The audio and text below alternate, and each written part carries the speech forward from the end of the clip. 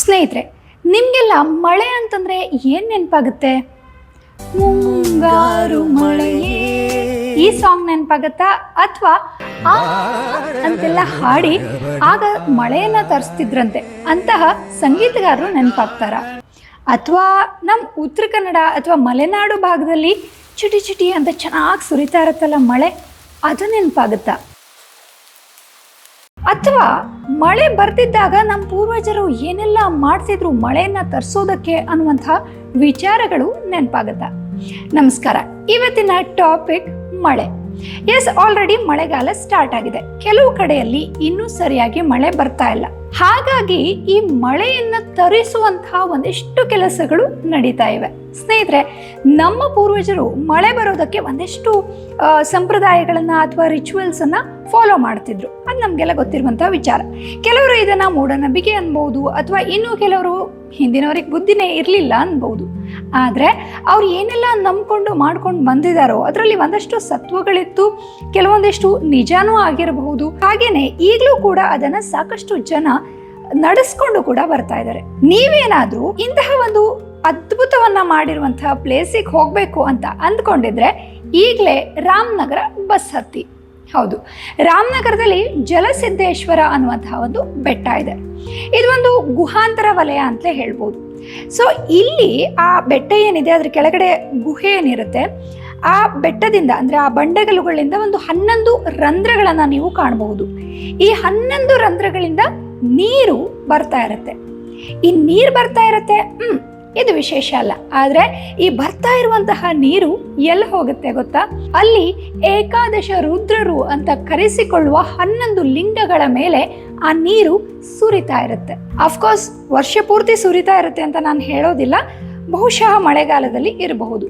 ಆದ್ರೆ ಮಳೆ ಬರ್ದೇ ಇರುವಂತಹ ಟೈಮಲ್ಲಿ ಈ ಲಿಂಗಗಳ ಮೇಲೆ ನೀರಿನ ಅಭಿಷೇಕ ಮಾಡಿದ್ರೆ ಖಂಡಿತ ಮಳೆ ಬರುತ್ತೆ ಅನ್ನೋದು ಇಲ್ಲಿ ಸ್ಥಳೀಯರ ನಂಬಿಕೆ.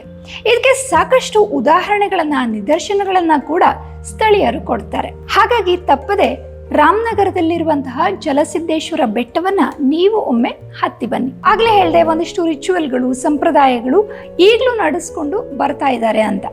ನಮಗೆಲ್ಲ ಗೊತ್ತು, ಹಿಂದೆ ಕಪ್ಪೆ ಮದುವೆ ಮಾಡಿಸಿದ್ರಂತೆ, ಅಥವಾ ಭೂಮಿಯನ್ನು, ಆಕಾಶವನ್ನು ಪೂಜೆ ಮಾಡಿದ್ರಂತೆ, ಬಾಳೆ ಗಿಡಕ್ಕೆ ಪೂಜೆ ಮಾಡಿದ್ರಂತೆ.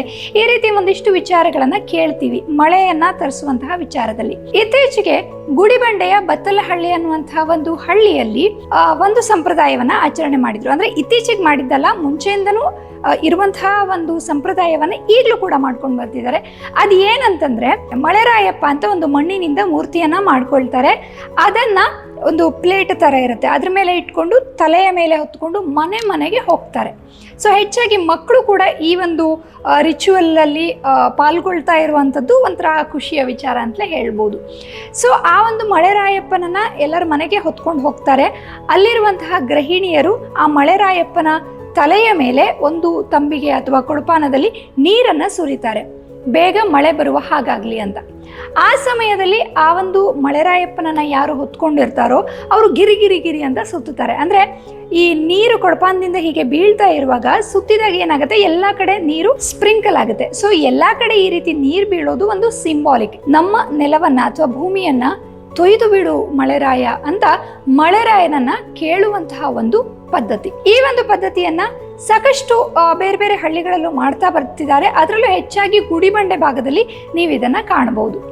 ಸೊ ನಿಮ್ಮ ಊರಿನಲ್ಲಿ ಅಥವಾ ನಿಮ್ಗೆ ಗೊತ್ತಿದ್ದಂತೆ, ಅಥವಾ ನಿಮ್ಮ ಮನೆಯವರು ಯಾರಾದ್ರೂ ನಿಮ್ಗೆ ಹಿಂದಿನವರು ಕಥೆಯನ್ನ ಹೇಳಿದಂತೆ ಮಳೆಯನ್ನು ತರಿಸೋದಕ್ಕೆ ಯಾವುದೆಲ್ಲ ರಿಚುವಲ್ಸ್ ಅಥವಾ ಸಂಪ್ರದಾಯವನ್ನ ಹಿಂದಿನವರು ಮಾಡ್ಕೊಂಡು ಬರ್ತಾ ಇದ್ರು, ಅದು ನಿಮಗೆ ಗೊತ್ತಿದ್ರೆ ಖಂಡಿತವಾಗಿಯೂ ಸ್ವಗ್ರಾಮಲ್ಲಿ ಬರೆದು ತಿಳಿಸಿ, ಅಥವಾ ಈ ವಿಡಿಯೋದ ಕೆಳಗಡೆ ಕಮೆಂಟ್ ಕೂಡ ಮಾಡಿ. ನಿಮ್ಮೂರಿನ ಮಳೆ ಹಾಗೂ ಮಳೆಯ ಜೊತೆಗಿನ ನಿಮ್ಮ ಬಾಂಧವ್ಯ, ಆ ನೆನಪುಗಳನ್ನ ನಮ್ಮ ಜೊತೆಗೆ ಹಂಚಿಕೊಳ್ಳಿ. ಮುಂದಿನ ವಿಡಿಯೋದೊಂದಿಗೆ ಮತ್ತೆ ಭೇಟಿ ಆಗ್ತೀನಿ. ಅಲ್ಲಿವರೆಗೂ ಓದ್ತಾ ಇರಿ, ನೋಡ್ತಾ ಇರಿ ಸ್ವಗ್ರಾಮ.